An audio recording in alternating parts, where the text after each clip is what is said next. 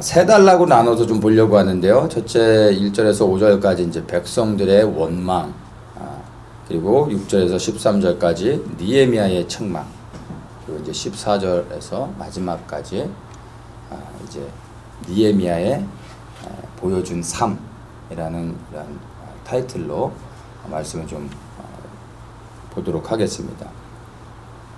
니에미아를 계속 보고 있지만 이제 느헤미야와 함께 백성들이 헌신해서 무너진 예루살렘의 성벽을 재건해 가고 있는 과정 가운데 있습니다. 이미 사정에서 봤지만 성벽이 반 정도가 중수되어져 가고 있는 그러한 상황 가운데서 이제 5장의 사건이 일어나는데, 성벽을 짓고 있었던 백성들 사이에서 느헤미야를 향해서, 그러니까 느헤미야를 향하기보다는 느헤미야에게 이제 그들의 고통을 호소하며 원망하는 소리들이 나오기 시작하는 것을 우리가 이제 5장에서 보게 됩니다. 말씀을 한번 보겠습니다. 1절에서 5절까지의 말씀을 우리 한번 같이 한 목소리로 읽도록 하겠습니다.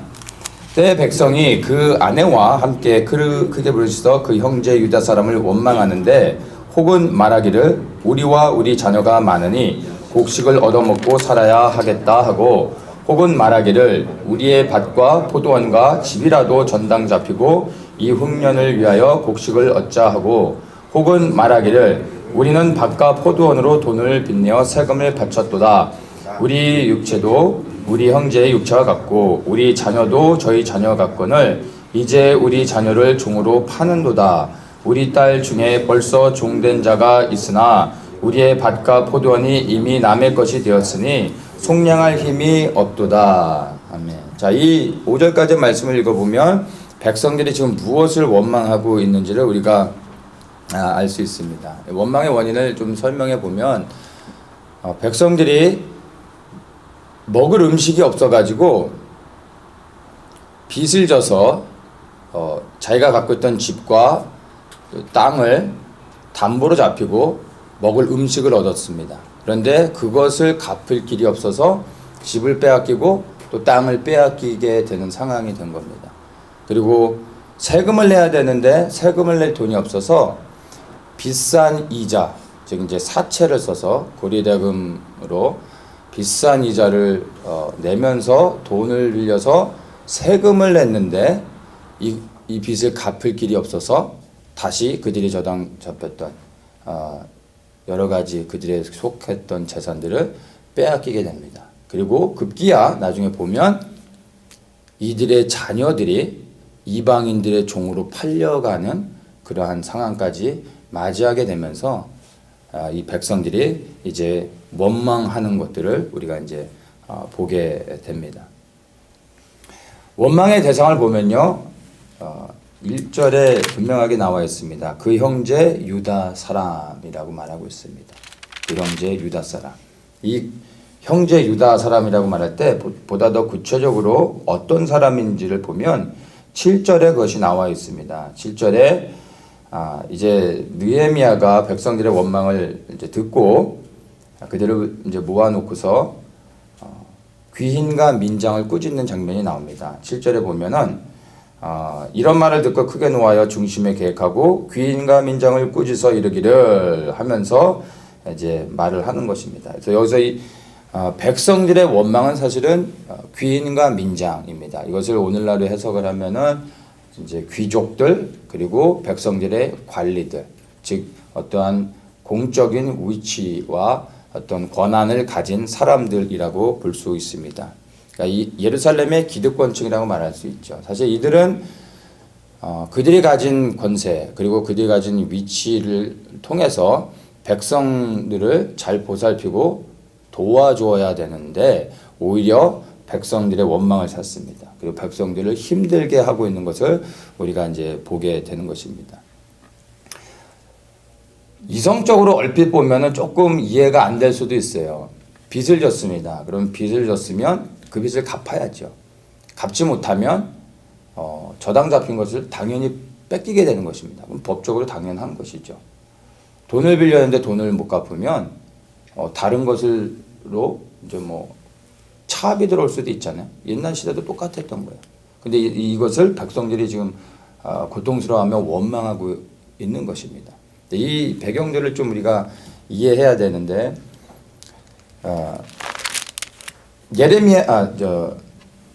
레위기 이제 25장에 보면 율법을 통해서 하나님께서 지금과 같은 상황 가운데서 어떻게 해야 되는지를 정확하게 율법을 통해서 설명해 주고 계십니다.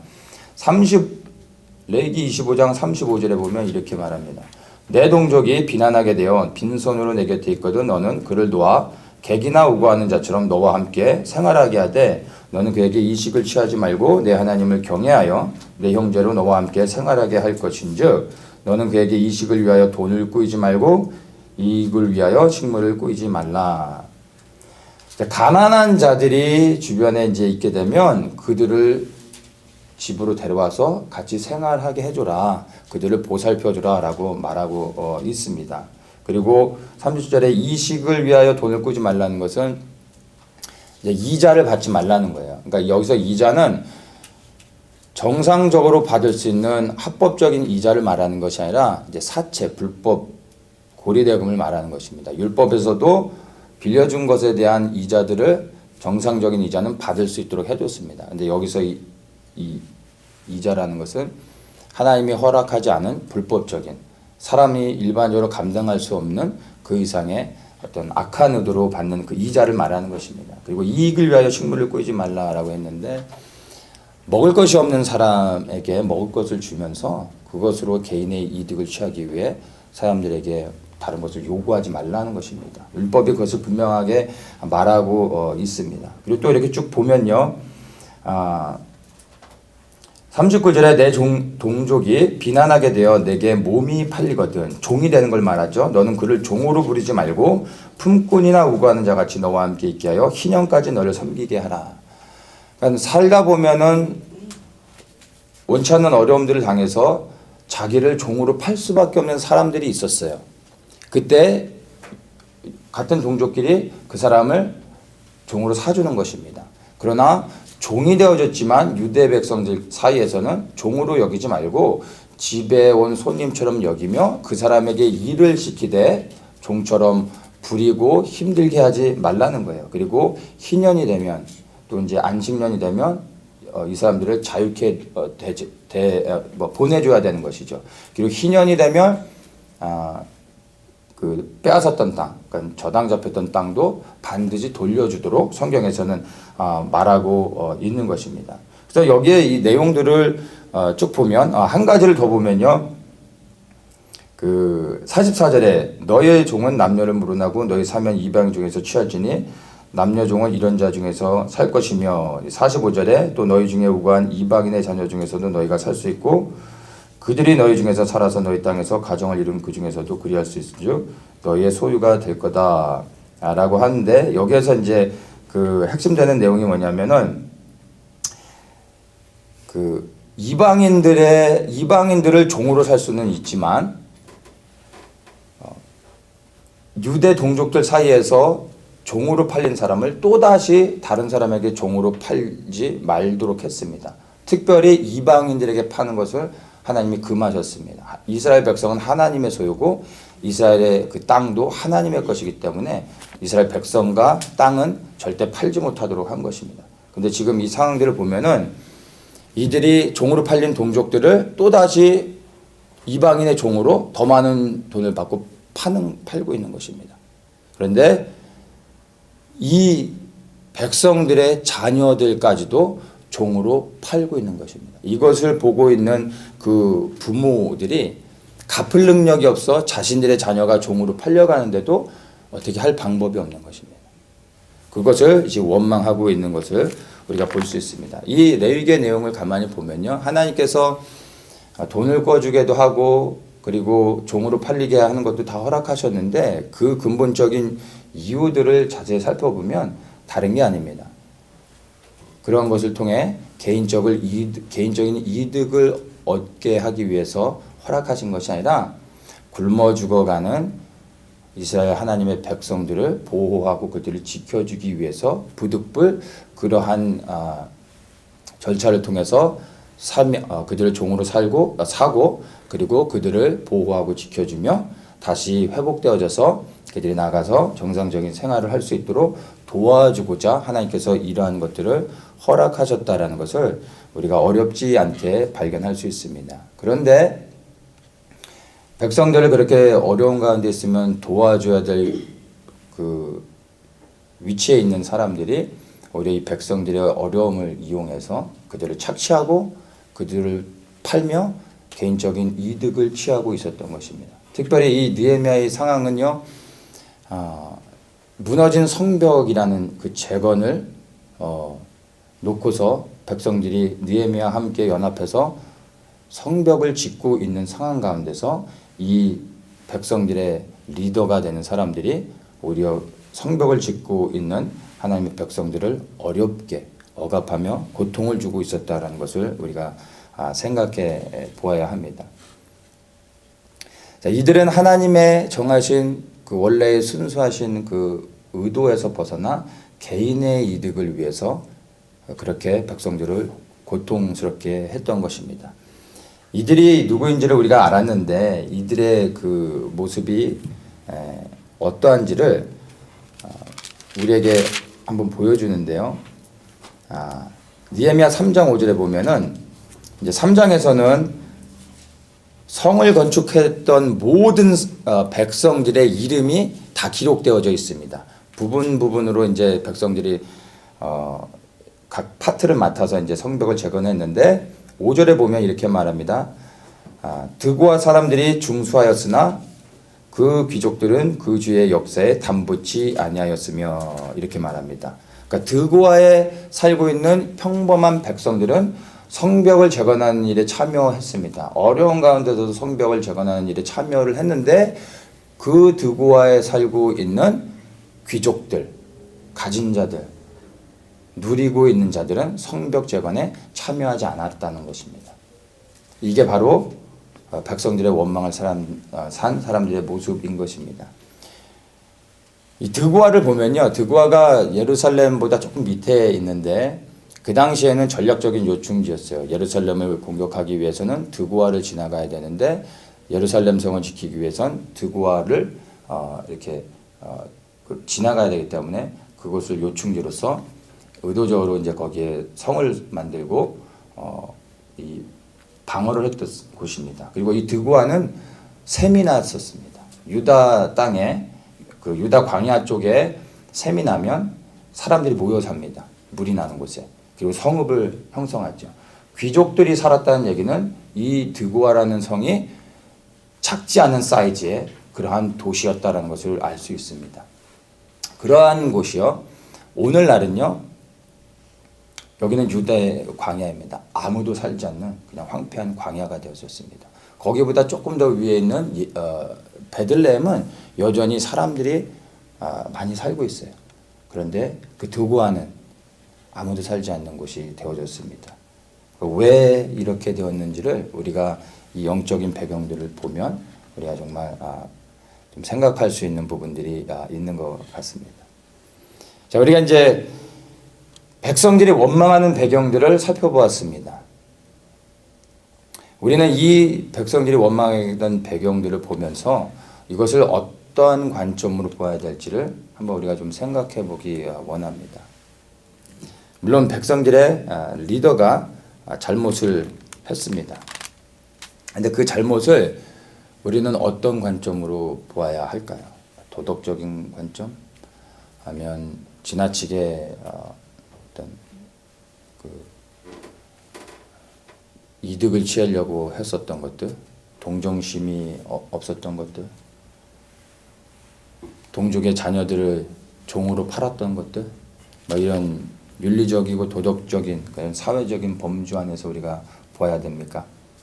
하나님의 관점에서 볼 때 하나님은 이들의 죄를 무엇으로 명하셨을까요? 어떤 제목으로 이들을 하나님께서 바라보실까요? 하나님은 다른 관점입니다. 하나님 보실 때는요, 다른 것이 아니라 바로 하나님의 뜻을 가로막은, 하나님의 뜻을 대적한 죄로 하나님은 보셨을 것입니다. 우리는 흔히 죄를 말할 때 이제 사회적인 범주 안에서 흔히 말을 하지만 하나님께서 보시는 죄의 범주는 우리가 보는 것과 다릅니다. 바로 하나님의 뜻을 대적하는 것, 하나님의 영광을 가로막는 것, 그것이 하나님에게 있어서는 가장 큰 죄가 되는 것이죠. 예루살렘 성벽 재건은요, 뭐 세속적인 도시 건설 프로젝트가 아니었습니다. 새마을 운동하듯이 뭐 살기 좋은 도시를 만들자 뭐 이런 것이 아니었습니다. 고대 시대의 성벽은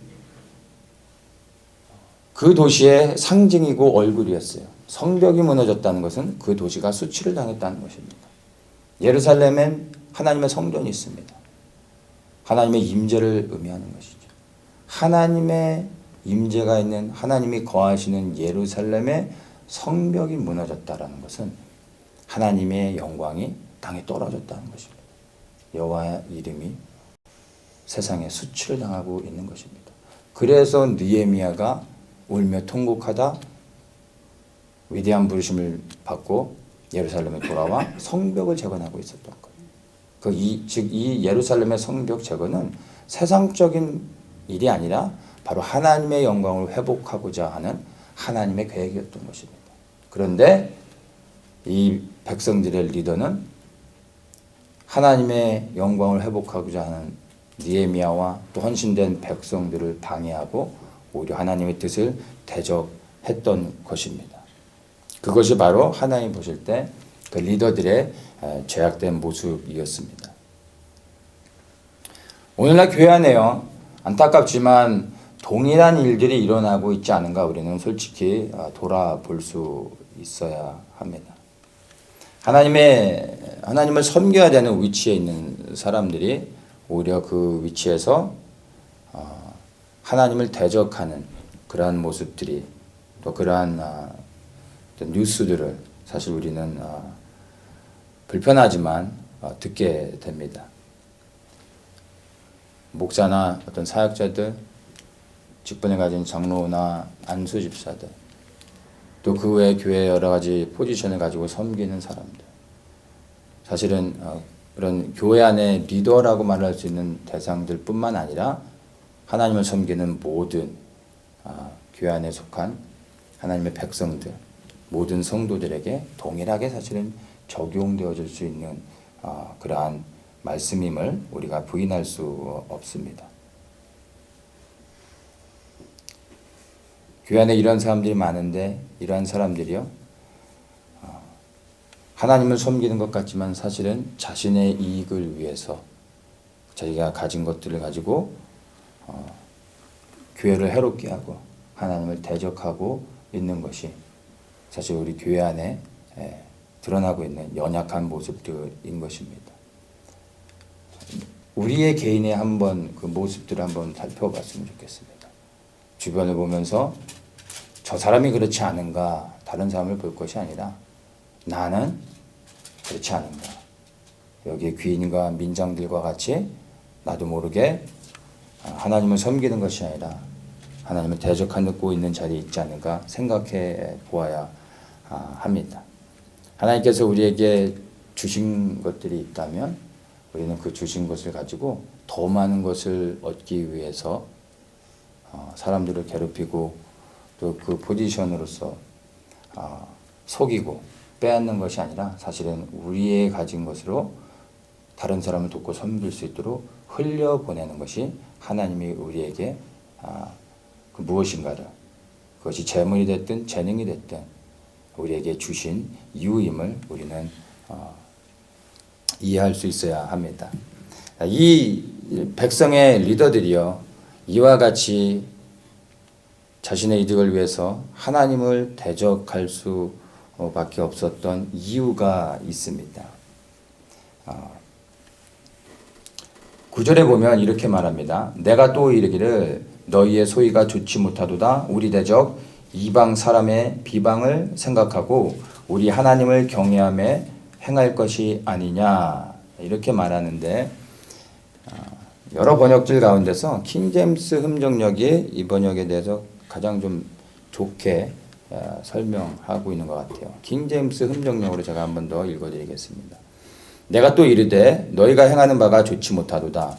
우리의 원수 이교도들이 모욕함으로 너희가 마땅히 우리 하나님을 두려워하며 걸어야 하지 아니하겠느냐. 이렇게 말하고 있습니다.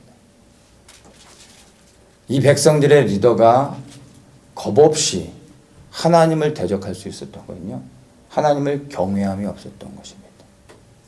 하나님을 두려워하지 않았기 때문에 감히 하나님의 뜻을 대적하며 자기의 이익들을 취하며 자기가 원하는 대로 살아갔던 것입니다.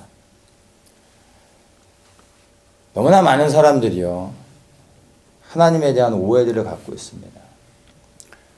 우리를 구원하시는 사랑의 하나님은 믿으면서 우리의 죄를 용서하시고 또 용서하시고 그렇게 품어주시는 사랑의 하나님은 너무나 확신 있게 믿으면서 우리의 죄에 대하여 심판하시는 공의의 하나님은 두려워하지 않는다는 것입니다. 그것이 오늘 교회 안에 많은 성도들의 문제인 것입니다. 이제는 우리는요, 정말로 하나님을 두려워해야 합니다. 왜냐하면 초림하셨던 예수님은요, 사랑의 하나님으로서 우리를 구원하기 위해 오셨습니다. 그러나 성경을 통해서 우리가 분명히 아는 것은 주님은 반드시 다시 오십니다. 예수님이 직접 말씀하셨고 그것이 복음서에서 끊임없이 반복하며 우리에게 들려줬던 메시지입니다. 주님이 반드시 다시 오시는데 다시 오실 때는요, 사랑의 하나님의 모습으로 오시지 않습니다.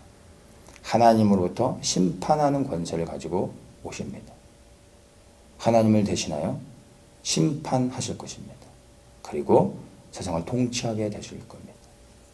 그래서 이제 우리가 다시 오실 예수 그리스도를 소망할 때요, 사랑의 주님, 또다시 우리가 죄를 질 때 십자가에 언제든지 다시 올라가실 그런 주님이 아닌 이제 심판하시는 주님으로 오신다는 것을 우리가 분명히 알고 이제는 그 심판하시는 분을 두려워할 수 있어야 됩니다.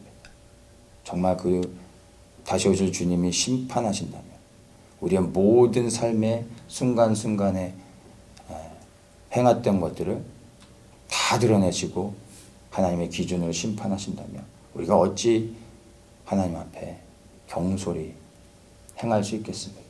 두려워하는 자들이 지혜로운 자들이고 구원을 얻는 자들이 될 것입니다. 이 백성들의 리더는요, 하나님을 두려워함이 없었습니다. 당장에 보여주는 것들, 이 땅에서 살아가면서 누리는 것들, 그것이 전부가 됐던 거예요. 심판을 생각하지 않았기 때문에 그냥 이 땅에서 눈뜨고 살아가는 동안 육체적으로 감각적으로 느끼는 것, 그것이 전부가 되어져서 하나님을 대적하며 육신의 삶을 살았던 것입니다. 이제 그들을 향해서요, 느헤미야가 이제 책망을 하는 것을 이제 6절부터 나옵니다. 이제 느헤미야가 백성들을요, 이제 대회를 열어서 그들을 모아놓습니다. 여기서 대회라 함은 백성들의 모임, 이제 총회를 말하는 것입니다. 그래서 이제 백성들 다 소집하고 나서 이제 이 백성의 리더들을 책망합니다. 8절에 보면 우리는 이방인의 손에 팔린 우리 형제 유다 사람들을 우리의 힘을 다하여 속량하였거늘 너희는 너희 형제를 팔고자 하느냐? 더구나 우리의 손에 팔리게 하겠느냐? 이렇게 말합니다. 그러면서 이제 그들을 꾸짖어서 말하고요. 백성들의 리더들의 반응이 중요합니다. 느헤미야가 이렇게 책망했을 때 백성들의 리더들은 정치적인 파워도 있었고 그들에겐 재물도 있었어요. 그들을 따르는 사람들도 있었어요. 느헤미야가 이렇게 책망할 때요, 느헤미야를 대적하며 어게인스트에서 싸울 수 있는 힘이 있는 사람들이었어요. 그런데 이들이요, 느헤미야의 책망을 들 때요, 모두가 다 그 앞에 그들의 죄를 고백하고 느헤미야가 이제 그들에게 명하는 모든 명령에 순종하는 것을 보게 됩니다. 11절에 보면 이제 느헤미야가 그들을 책망하고 이제 그들에게 어떻게 해야 될지에 대해서 말해줍니다. 너희는 오늘이라도 그 밭과 포도원과 감람원과 집이며 취한 바 돈이나 곡식이나 세포들이나 기름의 백분지를 돌려보내라. 그들에게 취했던 모든 것을 다 돌려주게 합니다. 여기서 이제 기름의 백분지 일은 유다 사회에서 무엇을 빌려줬을 때 일반적으로 받을 수 있는 이자를 말합니다. 그러니까 1%의 이자를 말하는 것입니다. 근데 그것까지도 합법적으로 받을 수 있는 건데 그것까지도 다 돌려주라 라고 말해주고 있는 것입니다. 그런데 이 느헤미야가 책망하고 난 후에 백성의 리더들에게 말했을 때 리더들이 12절에 이렇게 말합니다. 저희가 말하기를 우리가 당신의 말씀대로 행하여 돌려보내고 아무것도 요구하지 아니하리이다. 단 한마디의 변명이나 원망도 하지 않고요. 이들이 그대로 순종합니다. 그러면서 13절의 마지막에 보면요. 회중이 다 아멘하고 여호와를 찬송하고 백성들이 그 말한 대로 행하였느니라. 실제로 자신들이 백성들에게 취했던 것을 다 돌려주고 이제 느헤미야의 말에 순종하는 것을 볼 수 있습니다. 이 백성의 리더들이 했던 그 행위들을 보면 이 사람들이 결코 선한 사람들이 아닌데 그리고 그 자신이 얻을 이익을 위해서 그렇게 살아왔던 사람이 느헤미야의 말 한마디에 그렇게 쉽게 포기하고 다 돌려줄 만한 사람들이 결코 아닌데 그렇게 하고 있는 거예요. 여기에 대해서 우리가 왜 이들이 그렇게 했는지에 대해서 좀 생각해 볼 필요가 있습니다. 왜 이들이 순종했을까요? 갑자기 마음이 바뀌어서 그랬을까요? 아니면 느헤미야가 탁월하게 그들을 설득했기 때문일까요? 아닙니다. 그 이유는요. 느헤미야의 삶에 있습니다. 느헤미야가 보여준 그들에게 삶으로서 보여준 것들이 있었기 때문에 그들은 느헤미야 말에 순종할 수밖에 없었습니다. 사실 이것이 느헤미야의 능력이었던 것입니다. 느헤미야가 어떠한 삶을 살았는지를 우리 14절부터 한번 보겠습니다. 14절, 15절을 한번 같이 읽도록 하겠습니다. 내가 유다 땅 총독으로 세움을 받은 때 곧 아닥사스다 왕 20년부터 32년까지 12년 동안은 나와 내 형제가 총독의 녹을 먹지 아니하였느니라. 이전 총독들은 백성에게 토색하여 양식과 포도주와 또 은 40세겔을 취하였고 그 종자들도 백성을 압제하였으나 나는 하나님을 경외함으로 이같이 행치 아니하고. 느헤미야가 자신 있게 말하죠. 백성들에게. 우리 읽은 것처럼 있는 그대로입니다. 이전에 유대의 총독들은요. 자기들이 가지고 있는 그 위치에서 자신들이 취할 수 있는 모든 것을 다 취했습니다. 그 이상으로 백성들을 괴롭히며 많은 이익들을 취했고 그들에게 속했던 그 밑에 관리들 또한 그렇게 했다는 것을 보여주고 있습니다. 그런데 느헤미야는요. 자신 있게 말합니다. 그렇게 하지 않았습니다. 총독의 권한으로서 자기가 받아야 될 분깃을 요구할 수 있었고 그것들을 취하며 백성들에게서 가져갈 수 있었습니다. 그런데 그는 그렇게 하지 않았다는 것입니다. 왜 그가 그렇게 하지 않았겠습니까? 이미 가지고 있는 재산이 많아서일까요? 아니면 청렴결백하고 어떤 검소한 삶을 사는 사람이었기 때문일까요? 그렇지 않습니다. 이유는요. 바로 성벽 재건에 모든 것을 집중하고자 자신이 당연히 마땅히 받을 수 있는 누릴 수 있는 권한들을 내려놓았던 것입니다. 16절에 이렇게 말합니다. 도리어 이 성 역사에 힘을 다하며 땅을 사지 아니하였고 나의 모든 종자도 모여서 역사를 하였으며 이렇게 말하고 있어요. 느헤미야의 관심은 오직 그 총독의 자리에서 자기의 있는 동안에 어떻게든 더 많은 돈을 모으려고 노력하지 않았습니다. 그런 것이 느헤미야의 관심이 아니었습니다. 어떻게 하면 이 성벽을 재건할 수 있을까? 어떻게 하면 백성들을 연합하게 하고 하나가 되어져서 이 성벽을 완성할 수 있을까? 오직 느헤미야의 관심은 이거였습니다. 그래서 그는 자신이 취할 수 있는 것들을 취하지 않았습니다.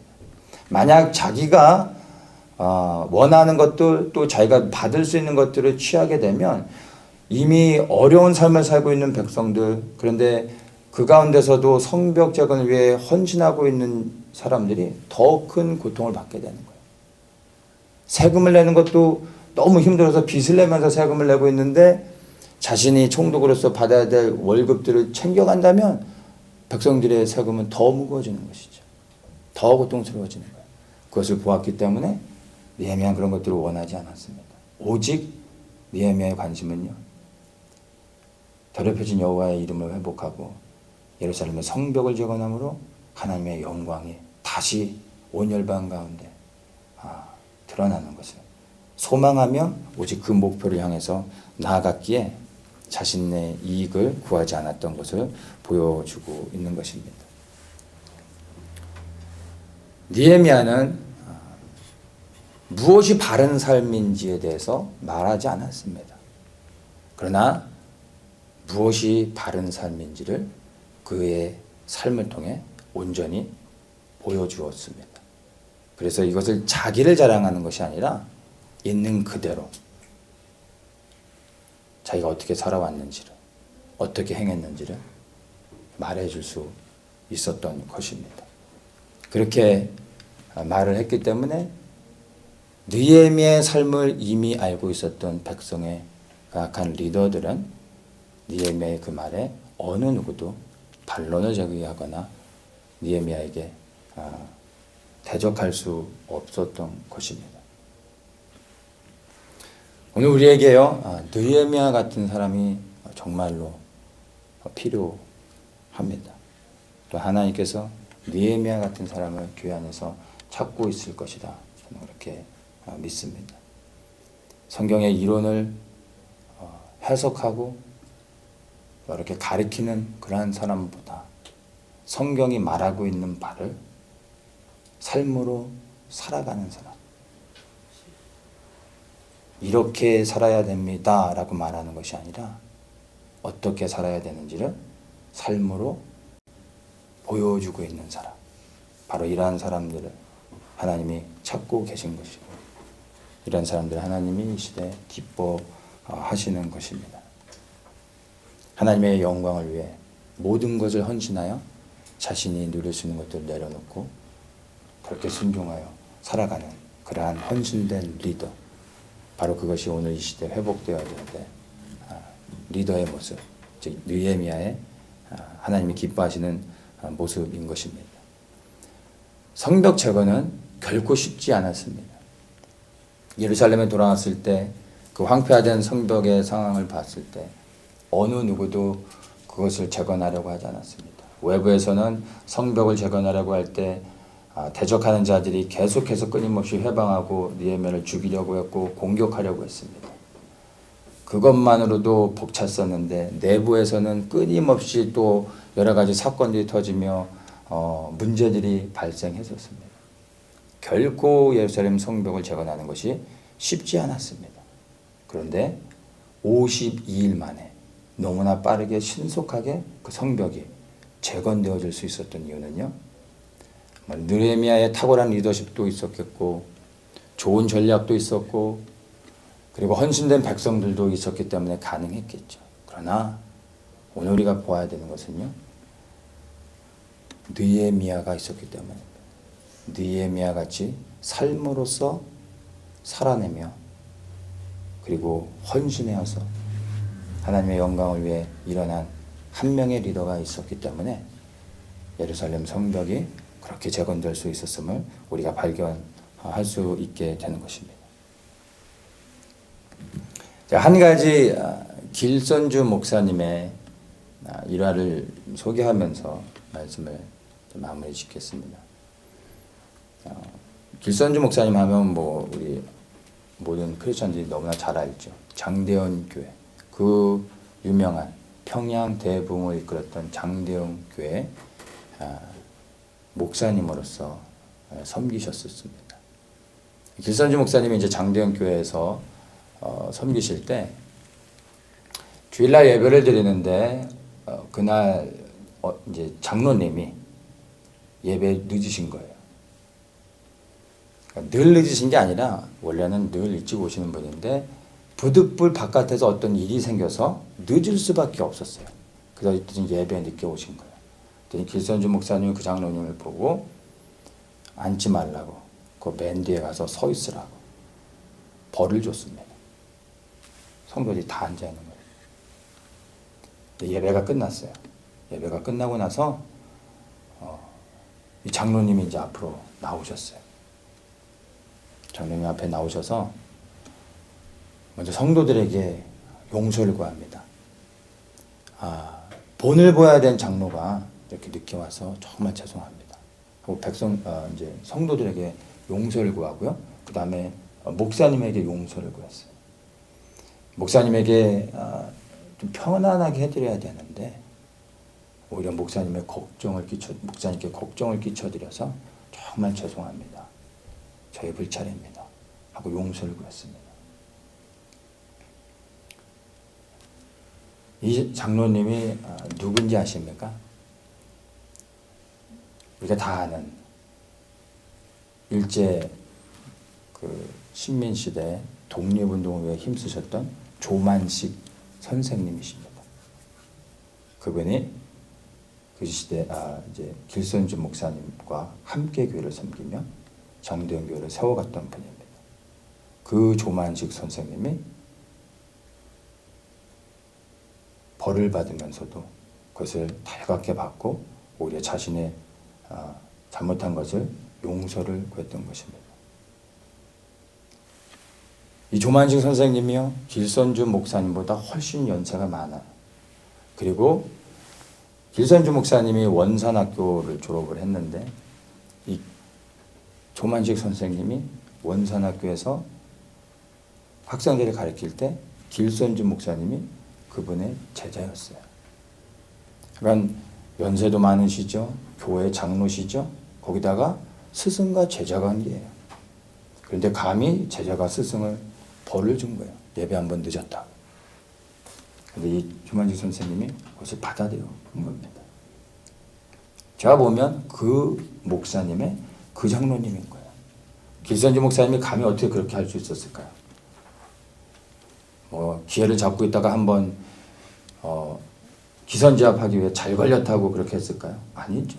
길선주 목사님은 우리가 아는 것처럼 오직 정말 하나님만을 두려워하며 목회자로서 살아가신 분입니다. 그래서 장로님이 늦게 오니까 본을 보아야 되는 장로님이 늦게 오니까 약간 하나님의 마음으로 벌을 준 거죠. 그 장로님도 대단하시죠. 그것을 다 받는 거예요. 기쁨으로 받고요. 용서를 구했던 것입니다. 근데 일화는 여기서 끝나지 않습니다. 이 일화는 또다시 이어집니다. 어느 교회에서요. 예배 매일 늦는 장로님이 계셨어요. 심호 장로님인데 예배 매일 늦는 거예요. 이 목사님이 보다 이제 더 이상 참을 수가 없게 된 거예요. 이 목사님이 길선주 목사님의 일화를 알고 계셨던 분이에요. 잘 걸렸다. 이제는 내가 참을 수가 없다. 장로님 들어오지 마시고 맨 뒤에 가서 서 계세요. 그리고 예배가 이제 끝났습니다. 그리고 무슨 일이 일어났는지 여러분 한번 생각해 보십시오. 3개월의 시간이 지납니다. 그리고 목사님은 교회에서 쫓겨나게 됩니다. 감히 시무장로인 나를 성도들 앞에서 면박을 주고 창피를 줘. 이 장로님이 칼을 갈면서 사람들을 모으게 하고 당회원들을 규합해서 결국엔 3개월 만에 이 목사님을 쫓아냅니다. 무엇이 문제입니까? 둘 다 문제였죠. 길선주 목사님을 흉내냈지만 그 삶은 따라가지 못했던 거예요. 조만식 선생님이 길선주 목사님 말씀에 순종할 수 있었던 건 길선주 목사님의 삶이 하나님 앞에 조금도 부끄러움이 없었던 것을 알았기 때문에 그분의 말씀이 아닌 하나님의 말씀을 받을 수밖에 없었던 것이죠. 근데 이 목사님은 삶은 따라주지 않는데 흉내만 냈던 거예요. 거기까지는 또 괜찮을 수 있어요. 근데 이 장로님이 조만식 장로님과 같은 그러한 성품이고 동일하게 하나님을 두려워하는 장로님이었다면 또 이분은 그것을 조만식 선생님처럼 받아들이고 오히려 자신의 잘못을 성도들 앞에서 또 용서를 구하고 있다면 교회가 또 아름답게 세워질 수도 있었겠죠. 근데 이분도 그런 분이 아니었던 거예요. 그래서 결국엔 교회가 어려움을 당하게 됐던 것을 그런 얘기들을 듣게 되었습니다. 우리 시대에 정말 필요한 것은요, 다른 것이 아닙니다. 말씀을 나눴던 것처럼 리더의 온전한 삶, 그리고 그것을 보고 따라가는 성도들, 바로 이것입니다.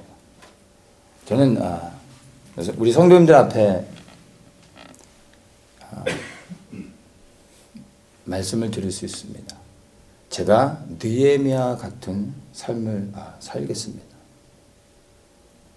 그리고 동일하게 우리 모든 성도님들도 느헤미야 같은 삶을 저와 함께 살아가시기를 예수님의 이름으로 축복합니다.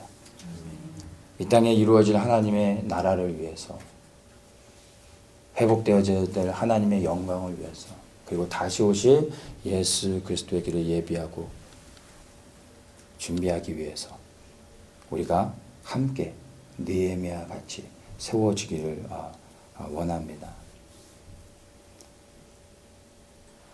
말씀을 전하며 이제 사역을 처음 시작했을 때 주님께서 주셨던 음성이 있었어요. 내가 어떻게 이제 사역을 할 수 있을까? 한편으로 염려하고 걱정도 되고 두려운 마음도 들고 있었을 때 주님께서 주셨던 마음입니다. 성경에 있는 그대로를 가감없이 전하고 그리고 네가 전한 그대로 삶을 살아내라. 그러면 내가 너를 사용할 것이다. 라는 마음의 감동이었어요. 사역을 시작한 이후로 이 말씀을, 제게 주시는 음성을 가슴에 담고 부족하지만 지금까지 살아오고 있습니다. 그리고 더욱더 느헤미야 같은 메시지를 전하는 자가 아니라 그러한 삶을 살아내는 자가 되기를 원합니다. 우리 안에 느헤미야 같은 사람들이 많이 일어나야 됩니다. 그런데 길선주 목사님과 같은 느헤미야도 있어야 되고요. 또 조만식 장로님과 같은 느헤미야도 있어야 됩니다. 그래야 교회가 건강하게 온전히 세워져 가며 하나님의 뜻을 감당할 수 있게 되는 것입니다. 우리 삶의 영역에 무너진 것들을 회복하는 역사가 이제 우리의 삶의 그 가정에서부터 시작되어져야 됩니다. 오늘날 가정들이 너무나 많이 무너져 있습니다. 가정들이 회복되어지기 위해서 느헤미야 같은 자들이 일어나야 되는 것입니다. 그렇게 회복되어진 것을 보기 원합니다. 우리 교회도 이제 시작되어지며 세워가야 될 많은 것들이 있습니다. 동일하게 느헤미야의 리더십들이 필요한 것이죠. 우리가 살고 있는 미국도요. 너무나 많은 것이 무너졌음을 우리가 압니다. 이 무너진 미국의 신앙의 가치들을 회복하기 위해서 느헤미야 같은 자들이 일어나야 되는 것입니다. 우리가 떠나온 조국 대한민국 위해서 기도하고 있지만 다시 세워지기 위해서는요. 하나님을 두려워하는 마음들이 회복되어져야 되고 그리고 민족적 불신 가운데 일어나기 위해 이제 느헤미야 같은 자들이 일어나 무너진 것들을 재건하는 그러한 영적인 역사가 일어나야 되기 위해서 느헤미야가 첫 번째로 세워져야 하는 것입니다. 그러기 위해서 제가 느헤미야가 되어 정말 삶을 보여주며 이렇게 여러분들에게 어떻게 살아야 될지를 말하는 것이 아닌 그 삶을 보여주며 살아가길 원합니다. 동일하게 정말 우리 모든 성도님들이 저와 함께 느헤미야의 삶을 살며 하나님이 우리를 통해서 이루시기 원하는 그 모든 일들을 넉넉히 감당하는 그러한 모든 성도님들 되시기를 예수님의 이름으로 축복합니다.